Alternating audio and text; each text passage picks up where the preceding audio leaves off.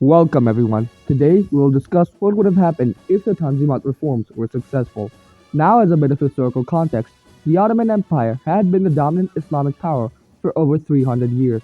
It was one of the strongest and richest empires in its prime, with a revolutionary army and an efficient bureaucracy. The Sultan ruled with absolute power and was given the nickname the Boogeyman of Europe. But by the 1800s, those old golden days were gone.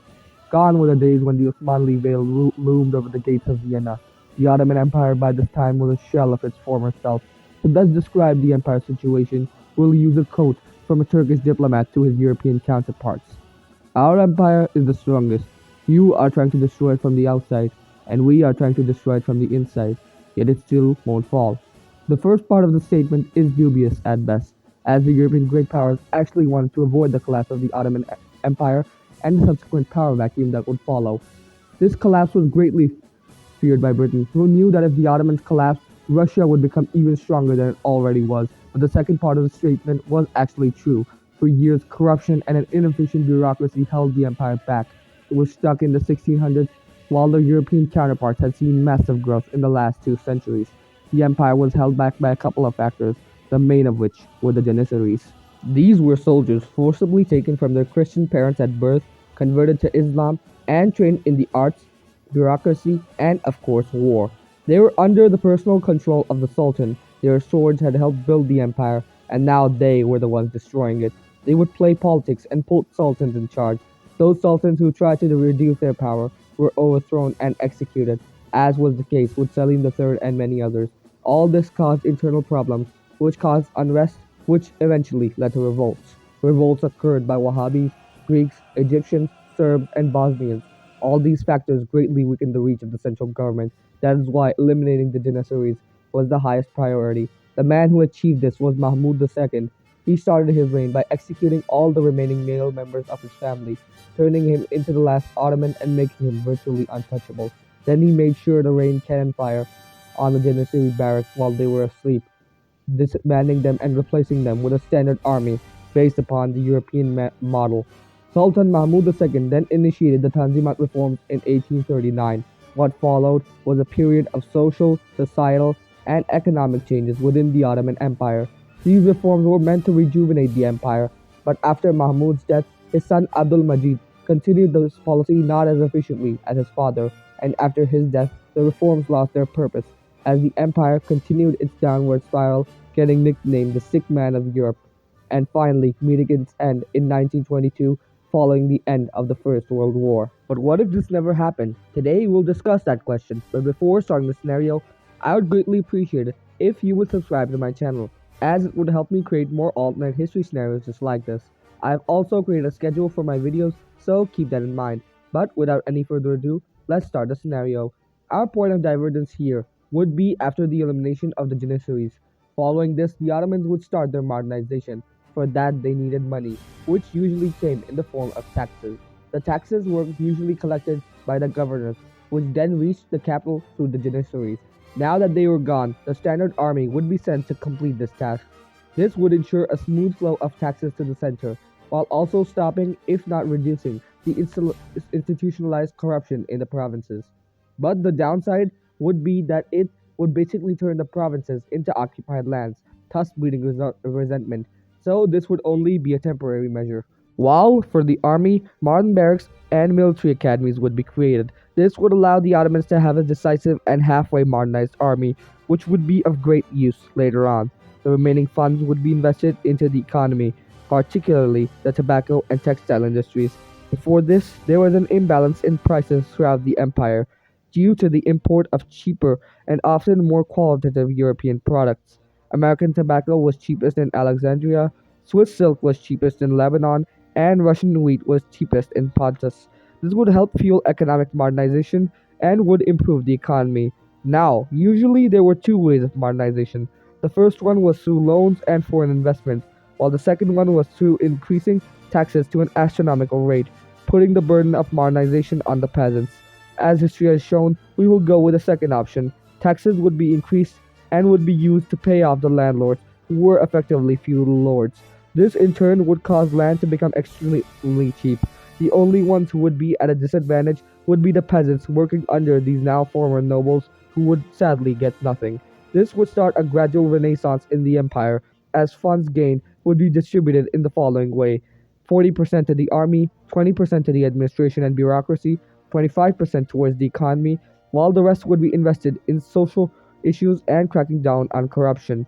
As we approach the 1840s, Sultan Mahmud II would create the Ottoman version of the House of Commons, called the Majlis. The first steps taken towards the constitution would be taken in September 1841, with the Majlis passing laws and then being approved by Sultan Mahmud II in the form of the Imperial Edict of Gulhan, Golhan meaning roadhouse in Turkish. The edict would take a few powers away from the Sultan, giving more power to the Majlis. Alright, enough internal stuff. Now, let's get to what you were here for. In 1839, the Egyptian Khedivate under Muhammad Ali would declare independence. The Ottomans here wouldn't respond. Egypt already wasn't sending any tribute, so this really wouldn't change anything. You remember how I talked about the two ways of modernization? Well, Egypt went the first route, taking extreme amounts of loans. This was not sustainable at all. Muhammad Ali spent most of this money on a massive army, which he couldn't reduce due to fear of the Ottomans. Ali kept this army for confrontation with the Ottomans, but he would never see it, as he died in 1842. The Ottomans, after his death, would send an ultimatum to the new Khedive. Egypt would have to return Syria, Palestine, and Hejaz to the Ottomans, would have to become a vassal, and swear allegiance to the Sultan. The Khedive refuses and declares war on the empire.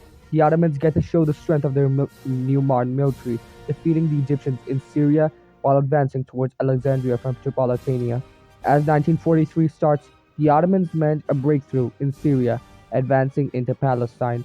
In Africa, they managed to capture Alexandria, advancing further into the Nile. By 1844, both Cairo and Acre fall as Egypt surrenders. Palestine, Syria, and Hejaz are retaken. The rest of Egypt is turned into a vassal, with the Ottomans executing all the members of the old government and replacing them with loyalists. Then Sultan Mahmud II, the great reformer, meets his end.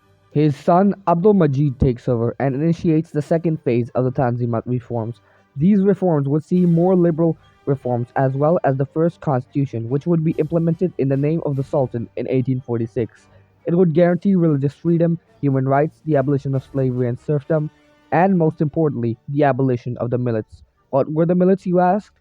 The millets were a system, of course, based upon religion. Each millet would have its own specific laws and limitations based upon the religion of the population. So this caused many problems, like no interactions between people of other religions and the overrepresentation of some religions over the others. For example, Slavs didn't like the overrepresentation of Greeks in high positions, all the while Greece was independent. These millets would be replaced by states. This would cause people of other religions to frequently come into contact with each other, causing violent riots. These riots would be broken up using the military. To find a solution to the problem of religious intolerance, we head to the education system. Education before this was exclusively handled by the ulema, Islamic scholars, and they taught Islam. The education was actually quite good, with them also teaching mathematics, astronomy, and literature. But this wasn't suitable on a large scale, so a new system is introduced. Schools would be introduced where the sciences and arts would be taught alongside optional religious classes. These schools would force people to interact with people from other religions at an early age, because if you interact with representatives of other religions at an early age, you generally treat them better. These schools would also become a major center of Ottomanization. What is Ottomanization, you ask? In short, it's to make a superstate of Ottomans by bringing everyone together. But in reality, it's a soft Turkification of the other peoples. The official language and the language taught in schools would be Ottoman Turkish, which by itself was an artificial language containing Arabic and Persian loanwords. This would be changed as the language would now be known as New Ottoman, with the base being Turkish. It would be written in the Latin script with loanwords from English, French, Arabic, and Persian. This would be done to further the Ottomanization, or just to make everyone know one language. Government jobs would also be granted to people who know this language, those usually being Turks. School attendance would also be higher in the Turkish provinces, because it's easier to learn a language you already know than an entirely new one. This would result in Turks being more educated and generally richer. By 1850, this would cause literacy to grow up by 65%. This massive growth would help the growth of the economy as it reaches the European standards by 1851. Then the Ottomans start a focus on their military. It was already halfway there, so the next 2 years would be spent on the army. Britain and France would send military advisors to the Ottomans to help them. By 1853, the Ottomans would reach the strength of the European great powers, and this would be just in time. Following an incident in the Holy Land, Russia, France, and the Ottomans would be at each other's throats. Russia proclaimed itself as a protector of the Orthodox Christians in the Ottoman Empire, but following this event, the Ottomans gave this title to France. Relations worsened, and soon Russia declares war on the Ottomans, starting the Crimean War. The war would have two fronts, the Bessarabian Balkan front and the Caucasus front. On both of these fronts, the Ottomans were outnumbered by the Russians, but the Ottomans had better logistics, equipment, and more competent officers. The first year would see fighting on the Balkan front as Russia advances into Dobruja. In the Caucasus, the Ottomans start funding pro-Ottoman revolts amongst the Muslims. In 1854, the Caucasus would see a breakthrough as the Ottomans capturing Baku. In the Balkans, the lines hold. The naval battle of Sinop takes place, which would be an Ottoman victory, as they moved to blockade Russian ports in the Black Sea. Both sides would be evenly matched, but soon the British and French arrive. In 1855, they arrive and take Sevastopol, as the other fronts start unraveling. In 1856, the Balkan front collapses. The Ottomans manage to retake Moldova and Derbent. By 1857, Russia sues for peace and declares bankruptcy. The peace deal would be mild. Russia loses Bessarabia and minor territory in the Caucasus. They would have to pay war reparations to the Ottomans and sign a 10-year non-aggression pact. Russia would have to dismantle their Black Sea fleet and would have to demilitarize the Black Sea, effectively turning it into an Ottoman lake. The following years would see further modernization efforts and liberal reforms as the Ottomans joined the Congress of Europe as a European great power. The 1860s would see a decade of massive growth for the Ottomans as its economy becomes the sixth largest economy on the planet. By 1870, the Ottomans would have completed their era of modernization as the Tanzimat Reforms come to an end. Sultan Abdul Majid would also meet his end by this time, being succeeded by his son Abdul Hamid II in 1871. The new Sultan, to put it lightly, would be a test for the systems built under his predecessors. He was autocratic and a follower of the old ways. He wouldn't officially take sides in the riots between Muslims, Christians, and the others, but it was obvious he favored the Muslims. So here he wouldn't be able to do all this. The Majlis would prevent him from doing so, alongside Ottoman industrialists and minority officials. So he would turn his autocratic fervor to the various vassals of the empire. The Ottoman Empire by this time would completely centralize and would now want to integrate the various vassals of the empire. Serbia and Montenegro would be integrated peacefully. The North African vilayets of Tunis and Tripolitania would be officially integrated after a short war. The Kurdish principalities would raise a rebellion but would soon be defeated. Wallachia and Moldova would be integrated with suspiciously no resistance. Egypt would raise a fortified rebellion, but after a year it would be stopped as Egypt is reintegrated. All these areas would experience the modernization efforts. The Ottomans by this time would also invest in their navy, trying to turn the Mediterranean into an Ottoman lake once again. In 1885, the scramble for Africa takes place. During the scramble, the Ottomans managed to secure Egypt, Tripolitania, Sudan, and Tunisia. Eritrea would be given to the Italians as a gesture of goodwill, while Britain would be allowed to freely use Ottoman ports in Egypt and Sudan. The Russians by this time would also declare war on the Ottomans alongside Greece in 1887. The war would last for 2 years. Eventually, Britain and Germany would force both sides to stop. In the peace treaty, Russia would lose Georgia to the Ottomans and would be forced to give further war reparations. Greece would lose some islands but would not be treated too harshly. As the 19th century draws to a close, the shadow of a giant war would loom over the rest of Europe. Bismarck would say, "I do not know when this war starts, but it would probably be caused by some damn foolish thing in the Balkans."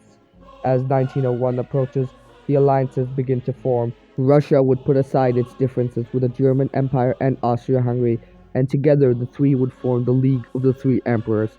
To combat them, the British, French, Ottomans, and Italians would form the Entente Cordiale. The shadow of war would loom over Europe as everyone awaits an opportunity to strike. But that's all for now. This is where I'll end the scenario. If you want me to make a part 2 focusing on the First World War and its effects on the Ottomans, do tell me. If you like this video, Please consider subscribing to watch more content just like this. But for now, this was Alternate History Chronicles, and see you in the next one. Goodbye.